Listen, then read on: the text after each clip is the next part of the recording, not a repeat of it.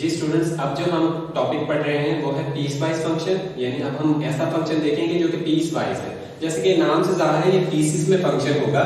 तो इसकी डेफिनेशन बच्चे हमने यहाँ पर लिखी हुई है, the function which is defined by two or more than two rules for the given set of domains is called piecewise function. यानी ऐसा फंक्शन या दो से ज्यादा रूल्स पर डिफाइन हुआ हो, यानी कि उस फंक्शन के दो या दो से ज्यादा पार्ट्स हुए हो।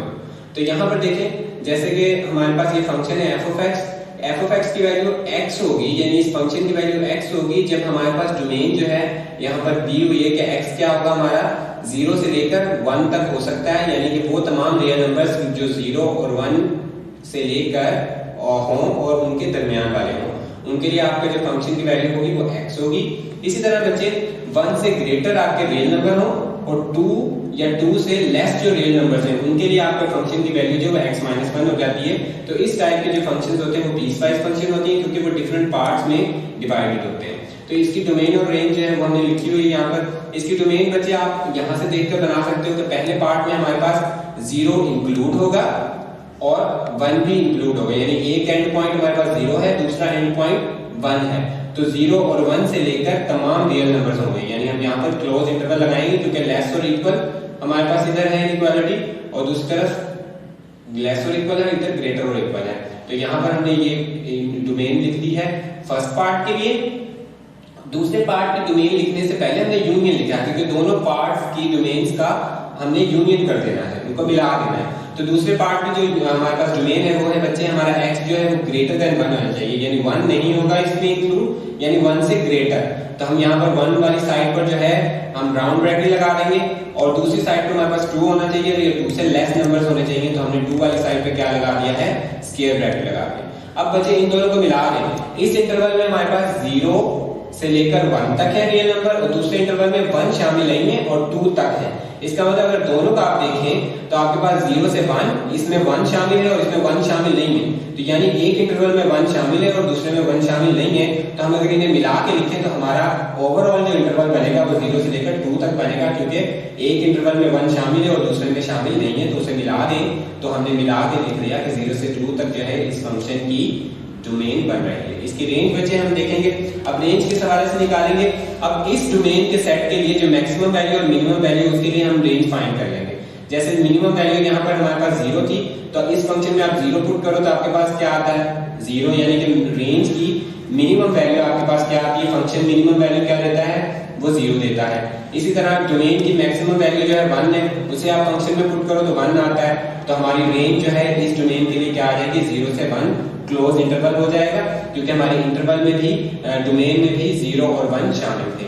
इसी तरीके से बच्चों अब दूसरे इंटरवल में 1 इंक्लूड नहीं था, लेकिन हम 1 के लिए इसकी वैल्यू फाइंड करते हैं कि 1 अगर हम इस फंक्शन में पुट करते हैं दूसरे पार्ट में जो है 1 माइनस 1 जो है हमारे पास क्या आ जाएगा, 0 आ जाएगा। तो यहाँ पर बच्चे 1 माइनस 1 0, तो हम यहाँ लिख देंगे कि 0 आ गया है मिनिमम वैल्यू के लिए, लेकिन यहाँ पर 1 इंक्लूड नहीं है क्योंकि हमें 1 पुट नहीं करना था, क्योंकि 1 तो हमारी डोमेन में शामिल ही नहीं है। इसलिए 1 का जो आंसर है वो भी हमारी रेंज में शामिल नहीं होगा। हमने उस साइड पे ओपन इंटरवल का साइन यानी पैरेंथेसिस लगा दिए। इस तरह 2 मैक्सिमम वैल्यू है, तो 2 हम फंक्शन में पुट करेंगे तो 2 माइनस 1 आएगा, तो उसकी जगह हम क्या लिख देंगे 1, जो कि फंक्शन हमारा 1 आंसर दे रहा है 2 के लिए, जो कि मैक्सिमम डोमेन की वैल्यू है। तो इसे हम मिला के अगर लिखें तो एक इंटरवल में हमें एक इंटरवल हमें शो कर रहा है 0 से 1 क्लोज इंटरवल और दूसरा इंटरवल शो कर रहा है 0 open interval to 1 close interval, यानी कि इस इंटरवल में 0 इंक्लूडेड है, इसमें 0 जो है वो इंक्लूड नहीं है। तो इन्हें मिला के अगर आप लिखें तो आपका इंटरवल बनेगा 0 to 1 क्लोज इंटरवल, क्योंकि आपको 0 रखना है एक इंटरवल वाली साइड पे और दूसरे इंटरवल पे नहीं रखना। अब इसी फंक्शन को हम ग्राफिकली देखते हैं।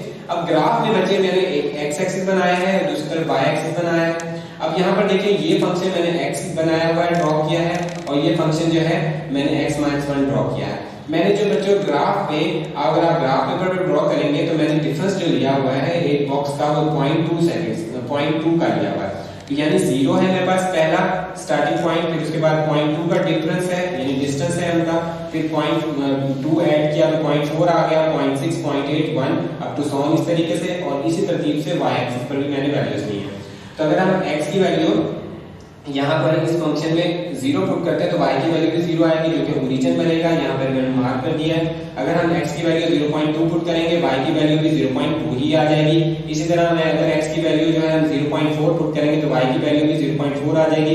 तो 0.4 x एक्सिस पर और y एक्सिस पर 0.4 है, जहां पर उसके बिल्कुल सामने जो है हम क्या लगा देंगे, एक पॉइंट लगा देंगे।